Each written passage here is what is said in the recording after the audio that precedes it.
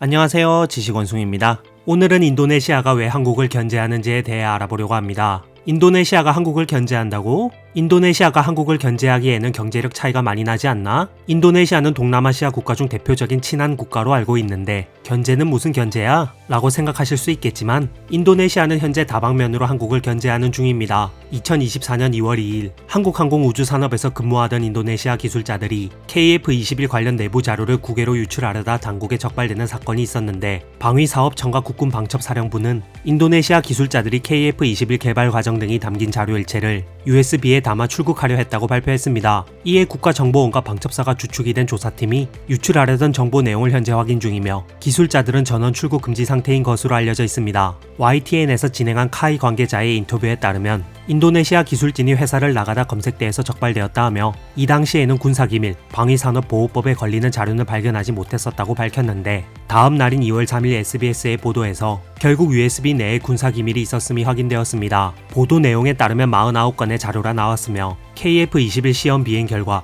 항공전자 기술 자료, 외국 원천 기술 자료 등 KF-21 개발의 핵심적인 군사기밀들이 발견되었고 이 자료들은 인도네시아 기술진이 접근할 수 없는 기밀 자료이기 때문에 내부 조력자가 있을 것이라 파악되어 수사 중이라 전했습니다. 2월 5일 동아일보의 보도에 따르면 4, 5년에 걸쳐서 자료를 선별 유출한 것으로 의심된다고 하는데 참고로 이번 건에 연관되어 있는 인도네시아 기술자 A씨는 가장 오랫동안 카이에서 파견 근무를 한 사람이라고 합니다. 이와 관련해 인도네시아는 협력 지속을 거듭 강조하면서도 해당 사건은 적절히 처리될 것이라는 묘한 견해를 밝히기만 했죠. KF-21이 무엇인지 잘 모르시는 분들을 위해 간단히만 설명드리자면 KF-21은 대한민국이 개발한 초음속 전투기, 대한민국 공군, 인도네시아 공군이 도입할 예정인 4.5세대 전투기로 대한민국 공군의 중형급 전투기 개발 사업 KF-X의 결과물입니다. F-16이나 JAS-39 그리펜 등의 소형 전투기보다는 크고 FA-18EF, F4, F-15, F-22 등의 대형 전투기보다는 작으며 라팔, 유로파이터 타이푼, MiG-35, FA-18CD와 비슷한 체급을 갖춘 중형 전투기입니다. KF-X 공동투자 개발 사업은 2008년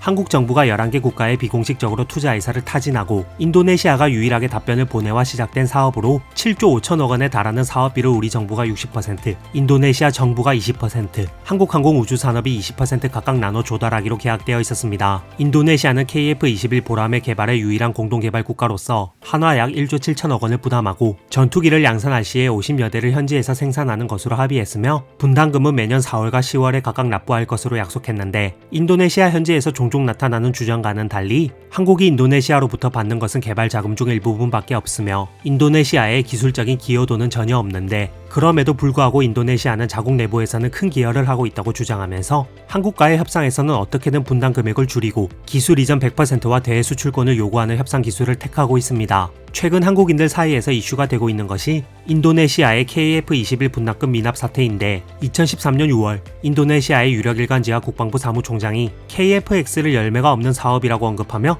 비난하는 기사를 올린 것을 시작으로 인도네시아 정부는 2017년 하반기까지 분담금 1389억 원을 납부하지 않았고 2019년 7월 공식적으로 KF-X 분담금으로 낼 예산을 편성하지 않았다고 밝혔으며 일단 인도네시아는 한국 측에 자신들의 분담금을 깎아주고 남은 분담금도 현금 대신 현물로 대신하게 해달라며 날강도나 다름없는 요구를 지속하고 있습니다. 분담금은 축소하면서도 개발 기술은 100%로 싸그리 다 이전받고 실제 기체는 기존 단가보다 훨씬 싸게 사거나 그것도 안되면 기존 계약 물량인 50대보다 한참 못 미치는 수로 줄여서 받기를 원하고 있습니다. 그런데 이런 조건에도 성에 안 차는지 이제는 기술 이전 받아 만든 자국 버전 IF-X를 한국 정부 허가 없이 자체적으로 수출할 수 있는 권리까지 요구하는 등 인도네시아는 기술적, 재정적으로도 공헌을 못하기에 완벽한 을인 상황임에도 갑질을 하고 있는 희한한 상황입니다. 그럼에도 2021년 11월 대한민국 정부는 인도네시아의 요구를 일부 받아들여 초기 분담금인 1조 7천억 원 중 1천억 원에 해당하는 금액을 면제하고 자녀 납부액의 30%를 현물로 납부할 수 있게 했습니다. 하지만 분담금액 재조정에도 미납액은 쌓여가고 있으며 2022년 7월 24일 기준 약 8천억 원의 금액이 체납 중입니다. 인도네시아는 대체 왜 자꾸 한국에게 무례한 모습을 보일까요? 인도네시아가 반한 국가인 것일까요? 그렇지는 않습니다. 인도네시아는 사실 동남아시아를 대표하는 친한 국가로 인도네시아는 정치, 경제, 문화 등 각종 측면에서 친한적인 기조를 띠는 나라입니다. 그런데 인도네시아는 대체 왜 한국을 견제할까요? 인도네시아가 한국을 견제하는 하는 첫 번째 이유는 인도네시아는 동남아시아 국가연합 아세안의 핵심 국가로서 한국이 아세안 국가들과 긴밀한 관계를 맺는 것을 경계하기 때문입니다. 동남아시아와 아시아 전체에서의 정치적 리더십을 놓고 한국과 인도네시아 간의 미묘한 경쟁이 있는데 미국과 중국 간의 신냉전 시대가 시작되어 한국은 중국 의존도를 낮출 필요성이 있기에 동남아시아로 영향력을 확대하려는 정책, 신남방 정책을 펼치고 있습니다. 신남방 정책은 현재 인도태평양 전략으로 불리고 있는데 인도태평양 전략의 추진은 오랫동안 이어져온 미국, 일본, 중국, 러시아, 주변 4개 강대국에게만 초점을 맞춘 동북아 중심 외교와 진정성 없는 대아세안 외교로부터의 탈피라는 점에서 국내뿐만 아니라 동남아시아에게서도 큰 관심을 받았습니다. 그런데 여기서 문제는 긍정적인 관심만 받고 있는 것이 아니라 부정적인 관심도 같이 받고 있다는 것입니다. 특히 인도네시아가 한국의 신남방 정책을 견제해야만 하는 상황인데 그 상황을 이해하기 위해서는 인도네시아가 동남아시아에서 차지하는 위치와 한국의 정책이 동남아시아 지역 내에서 미치는 영향을 고려해야 합니다. 인도네시아는 동남아시아 최대 경제로서 빠른 경제 성장을 경험하고 있습니다. 인구 약 2억 7천만 명의 대규모 내수 시장과 풍부한 천연 자원을 바탕으로 경제적 영향력을 넓히고 있는데 국가 차원에서만 보면 경제력이 꽤나 강한 국가입니다. 인도네시아는 되게 못 사는 나라 아냐? 라고 생각하실 수 있는데 한국의 1인당 GDP는 약 34,000달러,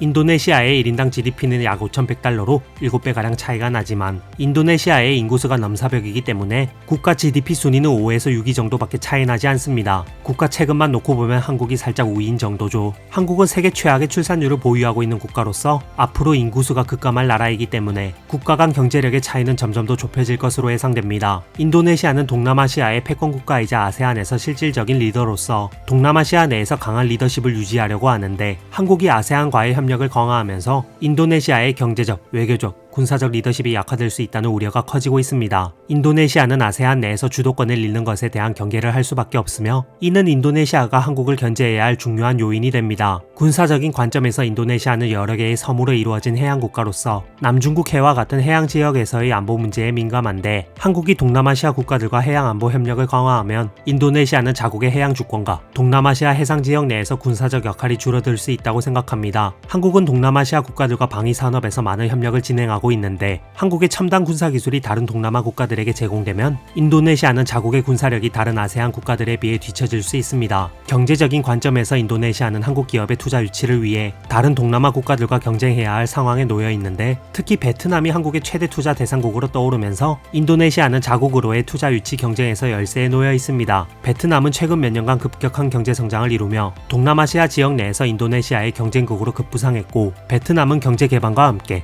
외국인 직접 투자 유치에서 큰 성과를 내고 있습니다. 많은 다국적 기업들이 베트남을 제조업 허브로 선택하고 있으며 새로 떠오르는 동남아시아의 경쟁자 베트남은 인도네시아에게 아주 큰 위협이 되고 있습니다. 베트남의 성장을 한국이 적극적으로 돕고 있기 때문에 인도네시아는 한국을 견제할 수밖에 없죠. 인도네시아가 한국을 견제하는 두 번째 이유는 인도네시아가 동남아시아를 대표하는 친중 국가이기 때문입니다. 인도네시아는 아시아 내에서 친한 국가로 분류되긴 하지만 중국이 가진 영향력이 세계적으로 워낙 크다 보니 중국과도 아주 친하게 지내고 있는데 인도네시아에는 상당한 규모의 화교가 존재하며 이는 양국 간의 문화적, 사회적 유대를 강화하는 역할을 합니다. 중국계 인도네시아인의 인구는 3.5%에 불과하지만 수하르토 시대에는 정경유착으로 급성장한 화교 자본이 당시 인도네시아 경제를 쥐락펴락하는 수준이었던 적이 있는데 1995년 호주 외무부 보고서에 따르면 이들은 1990년대 초중반 기준 무려 상장 기업의 시가총액 73%를 좌지우지하고 있었습니다. 그래서 오늘날까지도 중국계 인도네시아인 중 부유층이 많죠. 화교들의 존재감이 강하다 보니 인도네시아는 동남아시아임에도 불구하고 동북아시아 사람처럼 생긴 사람들을 보게 되는 일이 흔하다고 합니다. 이런 경우에는 대부분 중국계일 가능성이 높다고 하네요. 인도네시아는 미국과 중국 간의 갈등에서 균형 외교를 유지하고 있는데 인도네시아는 전통적으로 비동맹 외교 정책을 채택해왔으며 특정 국가에 편중되지 않도록 외교 정책을 펼치고 있습니다. 중국의 경제적 영향력이 커지면서 인도네시아는 실리 외교를 추구하며 중국과의 협력을 강화하고 있는데 인도네시아는 경제적으로 더 많은 이익을 얻기 위해 중국과의 우호적인 관계를 유지할 수밖에 없는 상황입니다. 인도네시아는 중국과 남중국 해에서의 영유권 분쟁을 가지고 있음에도 불구하고 이 문제를 심각하게 확대하지 않으며 협력적 외교를 펼치고 있는데 이는 인도네시아가 경제적 이익을 위해 중국과의 갈등을 최소화하려는 전략으로 볼 수 있습니다. 그리고 중국의 1대1로 정책은 인도네시아와의 협력을 강화하는 중요한 요소인데 인도네시아는 1대1로 정책의 핵심 파트너국 중 하나로 중국의 대규모 인프라 투자를 유치하며 이를 통해 자국의 경제 성장을 도모하고 있습니다. 특히 인도네시아에서 진행 중인 자카르타 반둥 고속철도 프로젝트를 통해 중국은 인프라 협력의 주요 파트너로 자리 잡았고, 이 프로젝트는 인도네시아의 교통 인프라를 현대화하는 중요한 사업으로 중국의 자본, 기술, 노하우가 투입되고 있습니다. 또한 중국은 코로나19 팬데믹 동안 인도네시아에 의료 지원과 백신을 제공함으로써 협력 관계를 강화했는데, 중국은 인도네시아에 대규모로 시노백 백신을 공급하며 코로나19 대응을 지원했고, 이를 통해 인도네시아 내에서 중국의 호감도가 증가했습니다. 그런데 지금 중국과 한국은 사이가 그리 좋지 않잖아요. 인도네시아 입장에서 중국과 한국 둘 중에 하나를 선택해야 한다면 어디를 선택하겠습니까? 사실 경제 규모 면에서 한국은 중국과 게임이 되지 않기에 인도네시아는 한국보다 중국을 선택할 수밖에 없고, 중국의 눈치를 보지 않을 수 없는 상황입니다. 이상 왜 인도네시아가 한국을 견제하는지에 대해 알아보았는데요. 인도네시아는 동남아시아 지역 내에서 한국의 영향력이 커져 동남아시아 내에서 리더십을 잃는 것에 대해 불안감을 느끼고, 인도네시아는 중국의 눈치를 안 볼 수가 없는 친중 국가이기 때문에 인도네시아는 한국을 견제하는 것이었습니다. 태국, 베트남과 같이 불법 체류자 문제가 심한 동남아시아 국가들과 달리 한국 내 인도네시아인 불법 체류자는 9,142명으로 불과 2.4%밖에 차지하지 않아 한국과 불법 체류자 문제로 얼굴 붉히는 일이 가장 적은 동남아시아 국가가 인도네시아인데, 한국 내 태국인 불법 체류자는 14만 2,677명으로 36.7%, 한국 내 베트남인 불법 체류자는 7만 411명으로 18.1%나 차지하고 있어 한국 정부가 골머리를 앓고 있습니다. 인도네시아의 인구는 2억 7천만 명으로 워낙 큰 국가이기 때문에 수출로 밥 먹고 사는 한국 입장에서는 싫든 좋든 억지로라도 친하게 지내야 하는 국가가 바로 인도네시아인데요. 서로에게 많은 도움을 주고받을 수 있는 국가인 만큼 앞으로 친하게 지냈으면 좋겠네요. 이상 지식원숭이였습니다.